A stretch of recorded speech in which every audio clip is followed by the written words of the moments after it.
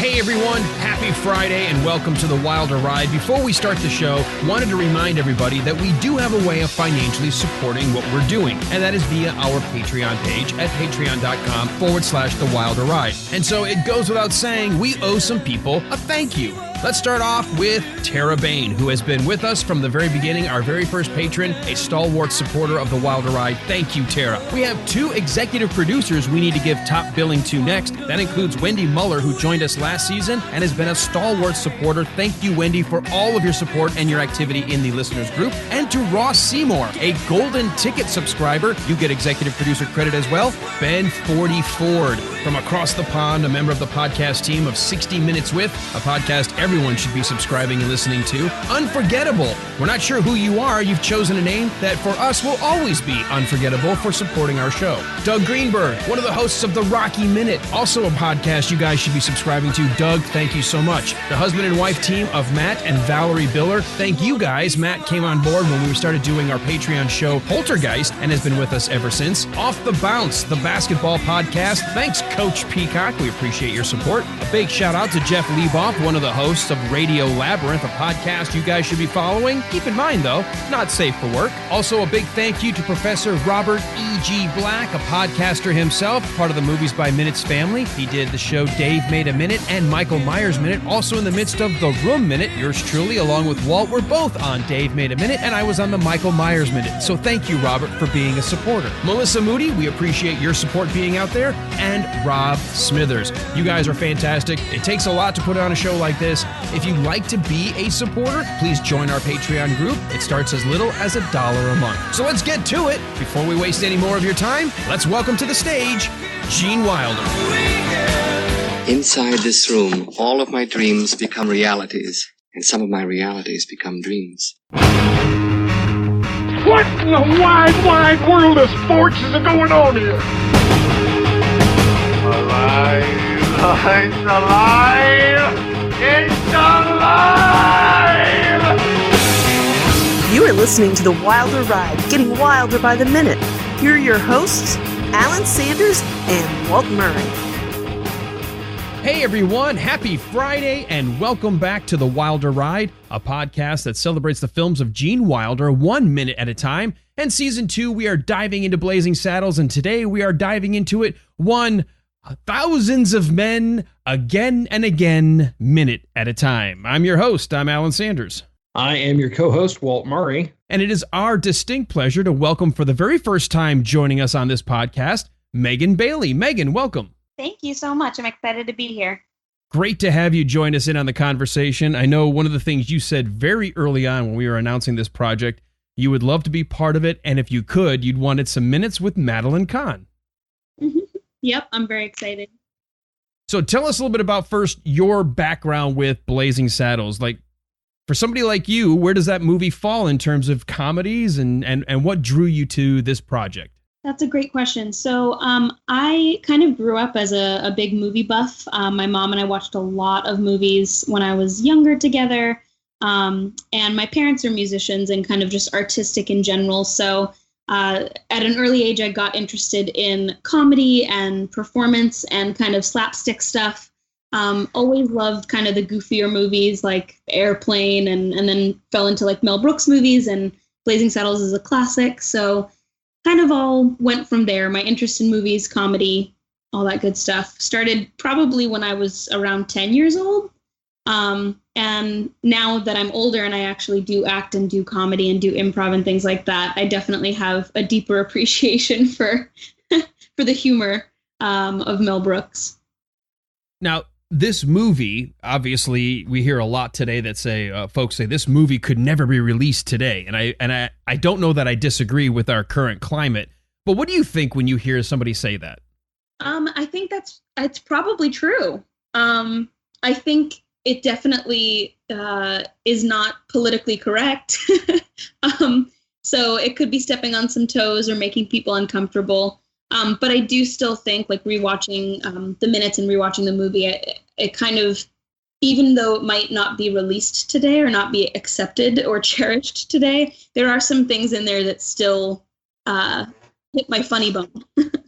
Well, I know one of the things we've talked about often with our guests is the current climate will sometimes immediately hear something and shy away from the message, whereas this movie kind of requires you to hear the uncomfortable words to point out what the real message of the movie's all about. Absolutely. Yeah, and one of the things that we've talked about is when you're building a bad guy in a movie or a TV show, you need to give him evil traits. And, how do you do that if he can't say certain words or if he can't really demonstrate that he's a bad guy? So I think it's a shame that we can't do stuff like this. And obviously they weren't trying to be purposely offensive, even though some people took it that way.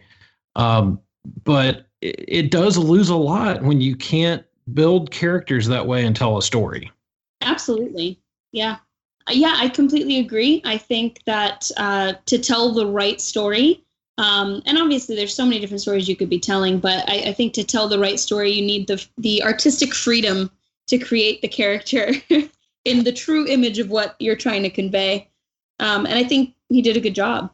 One of the things that I love about this movie is it doesn't ever come across as preachy. And yet by the end of it, you realize Bart has always been the hero. He's always been smart, and he's been able to be clever enough to get himself out of trouble, but also he's got an honorable side. He defends the town that wouldn't necessarily accept him. He befriends the town drunk who he turns his life around thanks to Sheriff Bart.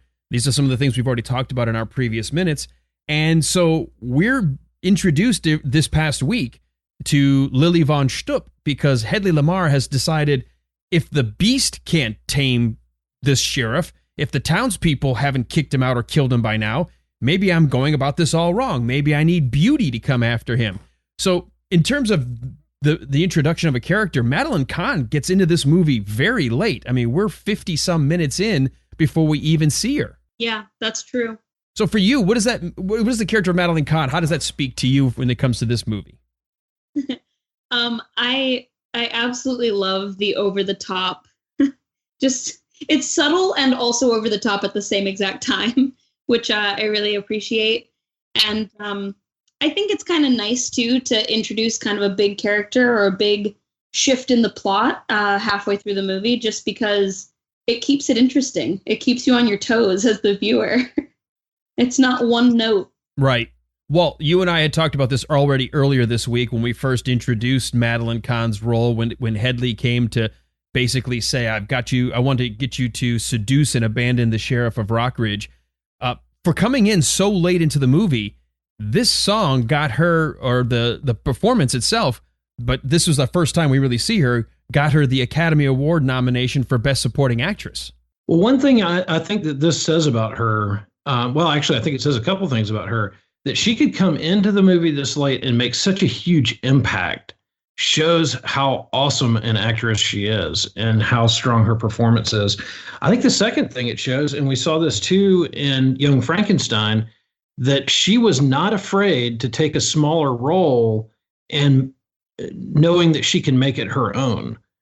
And so I think this really shows what a talented actress she is. I would agree with that. And there is that saying, right, that there's no small roles, just small actors. So I think she kind of embodies that too. Oh, I totally agree. She often will take a role and just not only make it her own, but make it stand out so much you think she's in the movie a lot more than she actually is. Mm-hmm.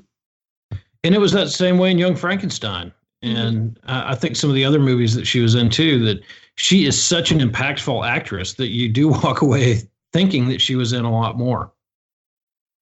Now, Megan, I want to ask you this question because you've got a background in theater. I don't know how much of it is musical theater versus just dramatic theater. Did you know before going into this movie that Madeline Kahn was actually a very gifted operatic singer? No, actually, I didn't know that. One of the things we learned when we did Young Frankenstein was one of the things that Mel Brooks had said was it was very hard for her to get her to sing off key in this movie. And so he gave her a chance to sing her style of singing in Young Frankenstein. But there would be takes where he'd be like, okay, it's too good. You need to kind of hit those flat notes flatter than you're doing. That's incredible. I didn't know that. Good trivia. Yeah, there you go. I wonder how hard that is. I can't sing for anything. Oh yeah, so I I've can never hit had flat that notes problem. all day long. Oh yeah, it's really my thing as far as music goes. But I wonder how hard that is to, if you're a really good singer, to sing poorly. I would think it's pretty difficult. My mom is a singer. I didn't get them. I was telling Walt this before, but I didn't really do the music thing. I just went the film and television type acting route. Yeah, I mean, my mom's a really good singer, and she definitely. I had one time in second grade. Britney Spears was still big then. This will show my age. Oh my goodness. Yeah, I remember Britney Spears. I have daughters probably around your age.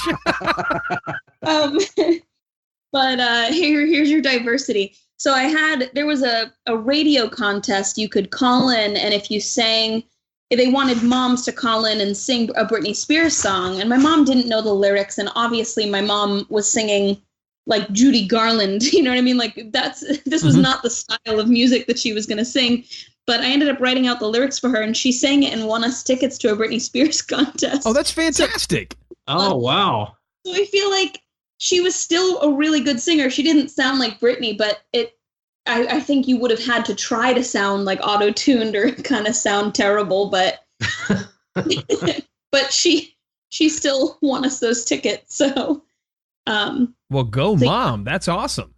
Yeah, go mom. So I think just anecdotally, I would say that if you're a good singer, it is really difficult to not be a good singer.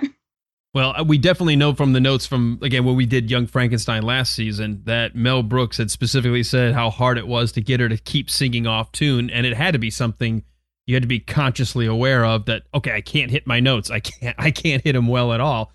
And yet this song lasts about 5 minutes of the movie. You know, it keeps going and going because she talks in between it or in the midst of it, as we're going to see here in the couple of minutes that we have you.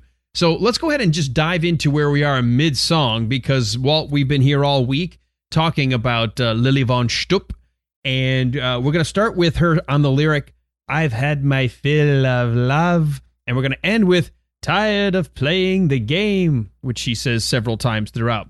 So let's go ahead and start at the very beginning. Mel Brooks, as we said earlier this week, Walt, said he doesn't think he's ever written a dirtier song than this one. Well, if he has, I haven't heard it. This is pretty... and it's kind of funny because it's a lot of Mel Brooks double entendre. And then just some subtle, not subtle, and then some just straight flat out filth. So you kind of run the gambit with this Mel Brooks song, and of course the performance goes right along with it. I know we've been pointing them out, but we start off basically with another one of those thinly veiled double entendres when she says, "I've had my fill of love from below and above." Yeah, she really leaves not much to the imagination. But what's amazing is, if you're not really, I don't know, maybe if you don't have the right perverted mindset, or you don't get the sense of the innuendo or the double entendre, it's actually a lyric that works. You know, "I've had my fill from a below and above." But when you know what she's singing about, you're like, oh, wait a minute. Right. Yeah, again, that double entendre. And I think I've mentioned this before. I know I mentioned it last season. I'm not a big musical person. I know that is a shock to people. I don't really enjoy musicals that much, other than kind of a very narrow range of musicals like the Blues Brothers and stuff like that. But so I just kind of passed over this part when I have watched the movie in the past. I just kind of went to sleep, I guess. But the last couple of years when I watched this movie, I've paid attention, and I was like, oh, wow, there's more here than I realized. And that was definitely one of the lines. The lyrics throughout, I just has been so much fun to be playing with, and trying to still keep it a Force Safe podcast, which has been our goal all season long, which has been a bit of a challenge with Blazing Saddles. But I think it's great because we can play this song, and I think if it's sort of like I don't know, Megan, you may not know this growing up, but I know in the 70s we grew up watching things like The Muppet Show, which was a family show on primetime, and you didn't know until later, like as a kid, I'd watch it, and there'd be things that I'd laugh at as a kid, but then there'd be things my mom and dad were laughing at because they got a different joke that we as kids didn't get. And I think this song, kind of that way, plays at two levels. I think if you played this song in front of just a kid, like a 7, 8, 9-year-old, someone who still kind of watches cartoons and things, they probably wouldn't sense anything dirty in this song. Not at all. And I can actually confirm, like I said, I probably saw this movie and a lot of, these kinds of movies as a tween, as like a 10, 11, 12-year-old. And I certainly didn't understand any of the double entendres. It's like watching it with new eyes when you're a grown-up. Oh, yeah. Sure. There's those moments. I don't know about you, Walt, when you first discovered what some of these double meanings were, but I mean, there was times from when I became the young adult into my early college years where I was like, oh my God, that's what she was singing about. Well, this whole movie was that way because somewhere around, I don't know, my sophomore, junior year of high school, I started going, oh, wait a minute. Hold on. That's what they're talking about. It is. I think what Megan said is right. It's almost like sometimes seeing it as a brand new movie. It just all of a sudden takes on much wider and deeper meaning. Absolutely. Absolutely. All right. Well, Megan, I've got a question for you on this next lyric she sings because I don't know that I understand it from a woman's perspective because she's singing about being tired of love, but then she says, tired of being admired. Do you ever really get tired of people admiring you? That's a great question. I think it's a layered question, so let's unpack it. So I think tired of being admired is maybe just the feeling of having so much attention on you for being a woman. And I think that is flattering to a degree, but it's the same. One of my favorite comedians, this is going to maybe be a little off brand, but one of my favorite comedians jokes about that. She says, you want to feel checked out when you're looking good and stuff, but only if the guy is attractive.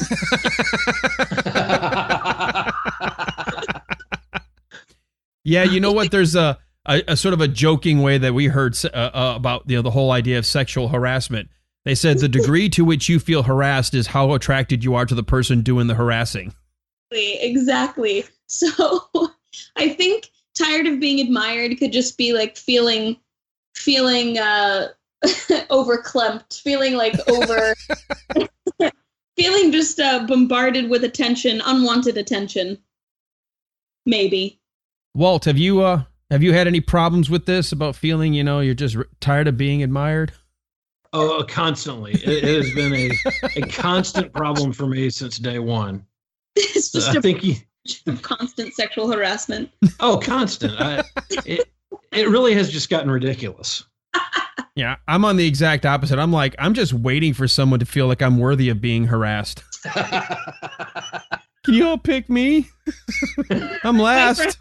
It's a cry for help. I do think, Megan, you're right. I think there is a difference in both a female and a male perspective of the whole attracting the opposite sex. And I think sometimes this line might refer to that idea of, okay, you know what? Obviously we're having a rhyme here between admired and uninspired coming up the next line, but maybe there is that piece of saying, you know what? There's a lot more to me than just how I look. I'm tired of people just looking at me. I'd rather people talk to me. I'd rather people converse with me, joke with me. Right. Well, and she's kind of a star too. So I would imagine that everywhere she goes, she has kind of that paparazzi problem where everybody wants a piece of her, everybody wants to see her, and she doesn't really get a break from that. So that may be some of what she's talking about too. Oh, that's a great point. I never thought of it in terms of, I'm thinking of it, she's performing the song, but if we think of it as much more autobiographical, maybe that is what she's saying. It's that whole, I'm sick, I want a normal conversation. I'm sick of people going fanboy on me. Yeah. So now I know how I can describe it if I ever watch it with a child. Well, I don't know. You said you saw it as a tween. I know that's when I saw it. I was 11 or 12 when I first saw it. Walt, I think you were around the same age when you first saw it. So I think we all, as adults now, can see the multi-layers, but it wasn't anything offensive to me when I was a kid. At least not this song. Not at all. I mean, I think I knew that there were some jokes there that I didn't quite get. Just because, my dad was kind of snickering and I wasn't. And so I was like, what's going on here? But yeah, as you get older, you do unpack this movie. And even as we've been going through it 1 minute at a time, there's more here than I even realized as an adult. So, in kind of typical Gene Wilder and Mel Brooks fashion, there are definite layers to everything that they do here. Yeah. I have a question now for our guest. We had a different lady joining us earlier this week, and we're shifting to a new perspective. When she does this, because she did a thing with the chair earlier in the week, when she does this thing of bringing the chair to the front of the stage and just kind of puts one leg up and sort of kind of opens her leg up a little, as a woman watching this, what are you thinking as she's performing this on stage? So she's the beauty, right? That's kind of how she's introduced, is being the beauty. So I think she's both being a seductress, but also, that's how she gets her attention. And so what she's saying, she's going to get more attention. I don't know if she's going to get more or less attention when she's opening her legs, but maybe I just think that more. Yeah. I'm saying her words. I don't know if her words are going to get more attention. You know what I mean? Like, oh, yes. To shut off, or I'm not sure. Well, I think she knows how to play the audience and how to keep their attention. Oh, definitely. Definitely. See, this to me is now she's playing both sides at the same time, because her previous lyric was, I'm tired of being admired, but then she goes and does something like this that would, you got a room full of cowboys. Right. We heard from our earlier historian who said a lot of times when these cowboys would come into town like this, it's after 100 days on a cattle drive or 100 days of mining, and they would get 100 days wages, and they'd all come riding into town. The first thing they'd want to do is paint the town red. They'd want to go ahead and spend money on a meal. They'd want to get a bath. They'd want to be with women. They'd want to drink. And so it's a room full of guys that haven't seen anybody besides other guys for at least 100 days in terms of how the Old West would have been set. So, in one sense, she's saying, tired of you guys looking at me. By the way, let me prop my leg up here for you. Yeah. Yeah. It is kind of a mixed signal, I guess, if you will. But she also knows her job, and she knows her audience, and she knows how to keep them tuned in. As we move through this minute, at about second 26, after the whole, let's face it, I'm tired, who do you think caught the chair in the face when she kicks it out into the audience? I was wondering that, because they're sitting right there, and she just flings it forward. Yeah. And I can't tell, because we're going to see, I think, tomorrow when she does the little improv talking to some of the folks, there is a miniature orchestra pit. And sometimes it looks like she's walking on a little ledge that's in front of the pit. And then most of the time it looks like she's on the main stage. But sometimes I think the continuity isn't exactly right. You have to keep watching that in the foreground. So I didn't know if she was kicking it down into the guys in the orchestra pit, or if that's going out right in the front row. Well, and you don't see it in the orchestra pit when she makes her little walk down. No, but if you watch as she's making the cross, because as she does that cross, we don't see the chair out there. If you watch right about second 30 to 31, you see a hat, and her feet will go in front of that little bowler hat, and that's one of the guys that's actually in the pit. So this is where she's walking on this really narrow ledge in front of all these guys. Oh, yeah. Do you see that? Yeah. I do see that. You're right. So the chair obviously didn't make it out in the audience, or either that or somebody just caught it, grabbed it, and sat right back down on it.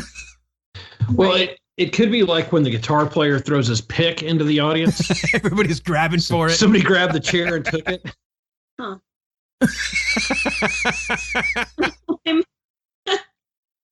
Well, I'm going to ask Megan, did you notice that about the fact that the staging of her cross there, where we see the low angle shot from just her legs, that she's actually walking now in front of the little orchestra pit? Yeah, I didn't notice it before, but now I'm rewatching it, looking for it. See, that's what I love about doing the movie by minute format, because there's things I've seen this movie, I'm not going to exaggerate, at least 100 times, probably more in my life. Wow. And until we slowed it down and looked at this, I didn't realize that there was even an orchestra pit. Right. No, I didn't either, to be honest. And I'm the same way. I don't know how many times I've watched this over the years, and I totally missed that. Interesting. Is this okay? I've got to ask the question then, because I mentioned this about, when you said maybe she's the celebrity. Is she singing about herself? Is this an autobiographical? Did she write this about her life? I've always thought she did. I've always taken this as autobiographical. I would agree. I would totally. Okay, so then this next line is, I've been with thousands of men again and again. They promised the moon. so, what's this say about her?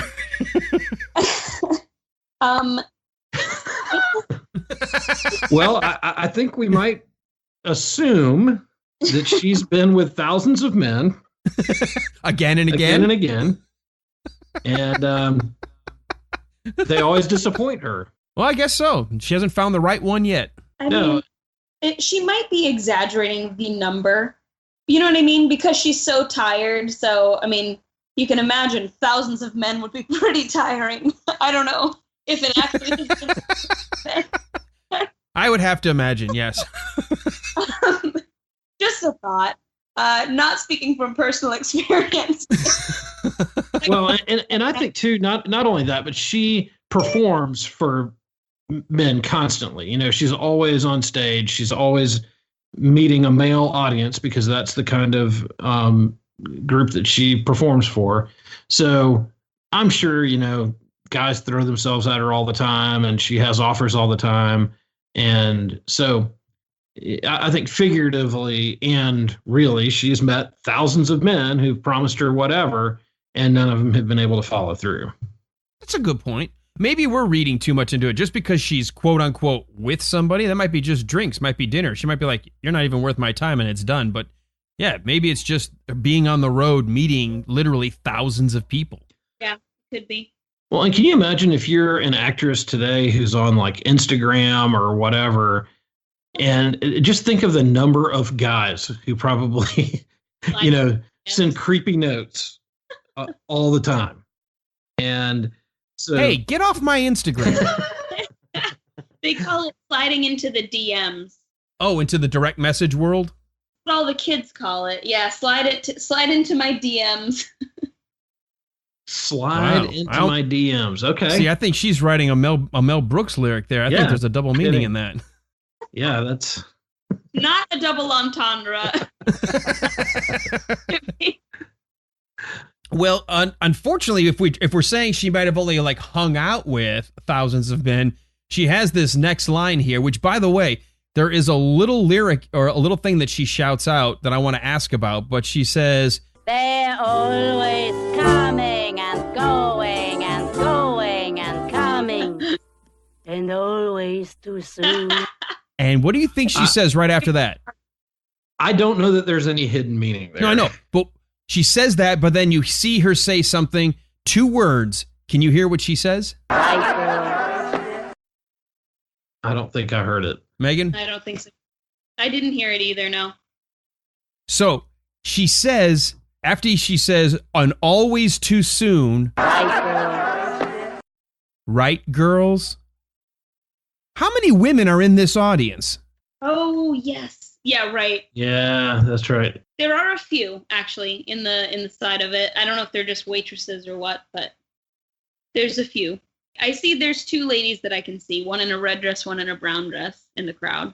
It's a great line no matter what, because there are females in the movie theater or on, at home right now, or like us right now, watching on our screens. It's a great little aside. Yes. About always too soon. Right, girls? I love it. I never heard it before. I never realized what she was saying until I went and pulled the lyrics. Right. Yeah. That's great. Even if there aren't any women in the audience, it still gets the message across to her male audience that, hey guys, you're 1 in 1,000. Yeah, right. You're not. And not only are you 1 in 1,000 for me, you're 1 in 1,000 for every woman.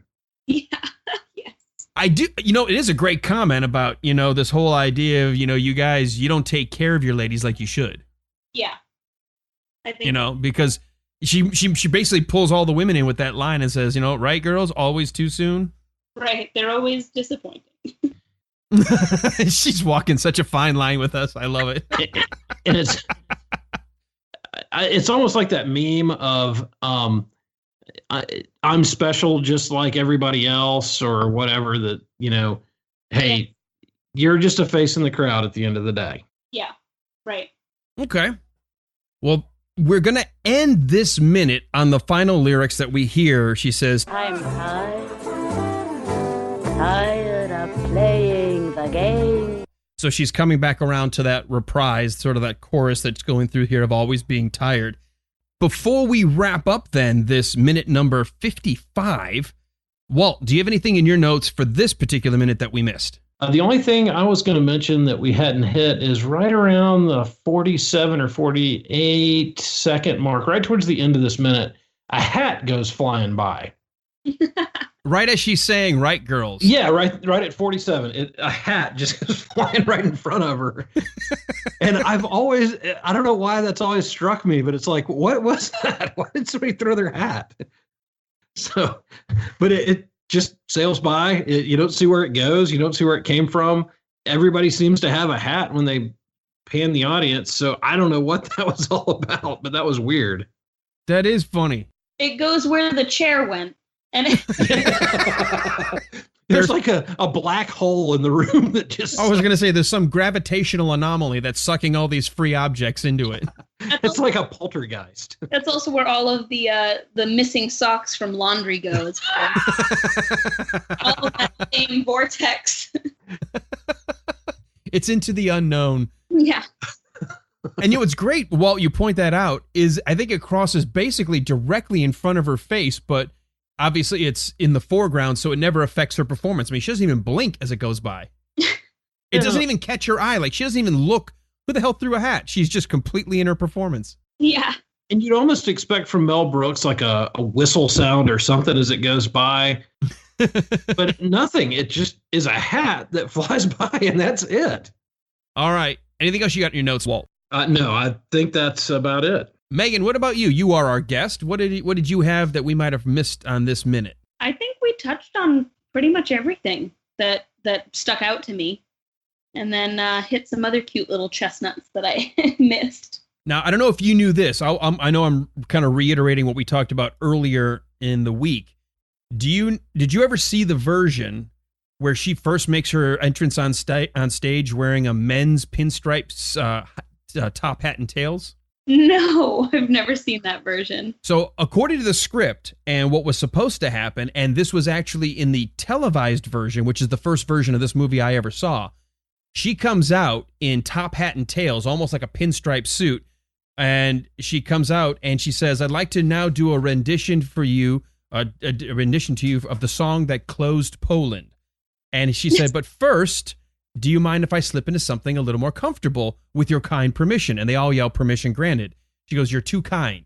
And then she goes behind the little dressing area, that little folding screen.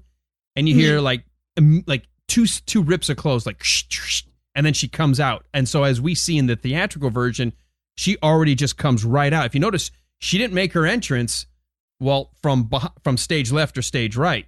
She comes out directly from behind those little blinds. And I do remember that. And she wears that costume later when she's singing to all movie. the German soldiers during the sacking of Rockridge. Right. That's right. So, well, for Megan's benefit, because she wasn't part of the discussion earlier this week, if you were wearing top hat and tails, I don't think you could have wore this outfit underneath it. So how fast do you think you could actually change out of a full suit, shirt, and tie and into the outfit she's wearing for us for this performance? Realistically, and let me just look at her outfit again. Realistically, maybe 45 seconds, maybe 30. Wow. But like, I'd have to be real fast. Wow. Yeah. So I guess some of this maybe you could have worn most of this under the shirt, the tie, the suit coat, and the pants, but I gotta imagine the lacy, I guess the overcoat almost that she's wearing over the bustier, and then she's got I guess she could have had the nylons and the bustier on underneath the other stuff, but still, if you watch the movie, you ever get a chance to look for the outtakes, you literally hear 2 rips, and all of a sudden she comes right out. Like it's almost like it's a 3-second change. Yeah. Well, even if she got into all that, I think the hardest part would be getting that hairpiece in. Oh, right. Exactly. Because you know what? She had her hair all pulled back in a tight bun underneath the top hat. Yeah, that would be the real challenge, because that hairpiece with all the feathers that's a lot. It's a little nuts. Yeah. It is. Well, if you get a chance, Megan, I would definitely look up the outtakes of Madeline Kahn dressed up in the suit. I think it's funny to see the TV version that includes that entrance, which was in the script, but Mel Brooks decided to cut it and just go straight to the number rather than have her come out and tell the audience with the song she's about to sing and ask their permission to change.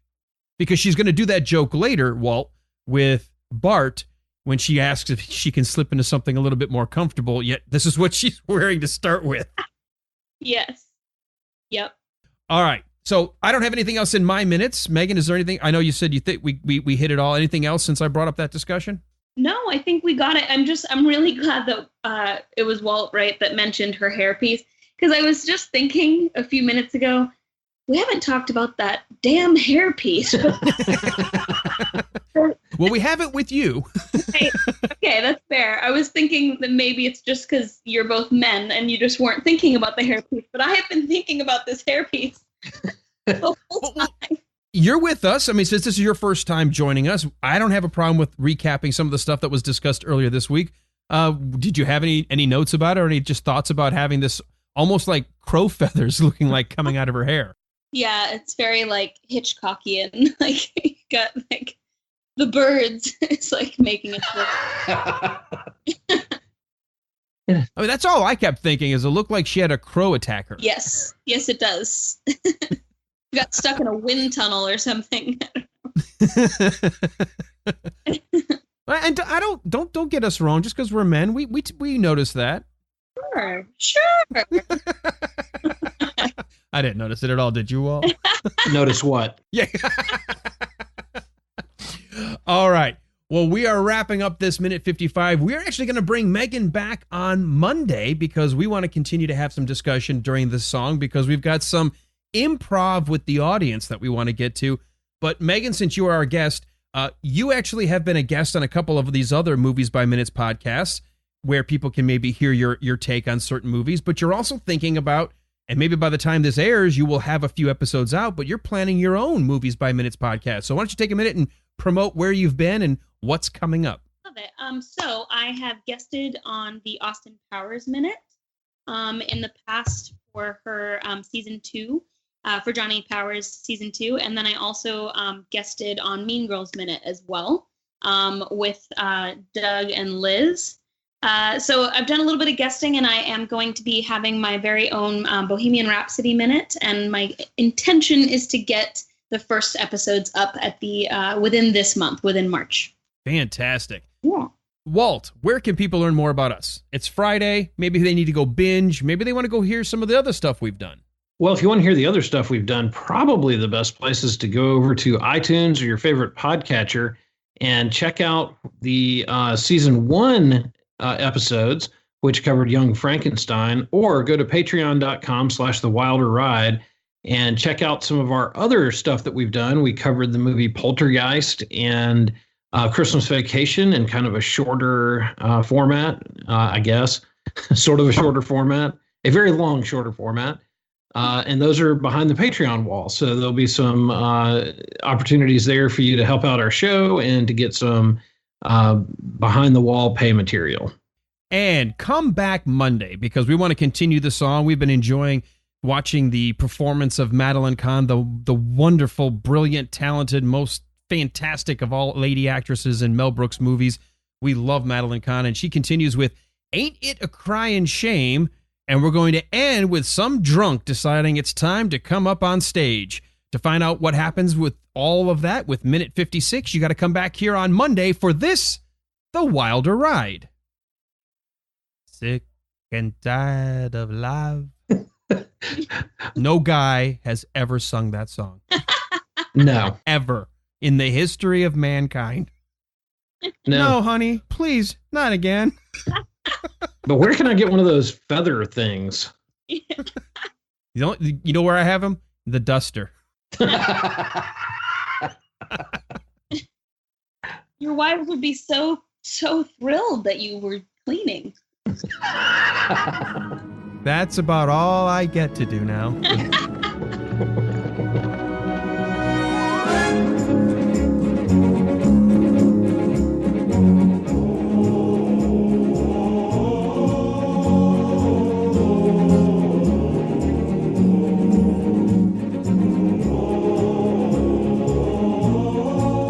It's okay to say we disappoint them. I've got 4 daughters and a wife. I am a living reminder every day of what a disappointment I am. I am told invariably what I don't do right. Oh my God. Yeah, I can relate. Yeah, you've got 3 daughters and a wife. Yep. So yeah, it's a running theme. So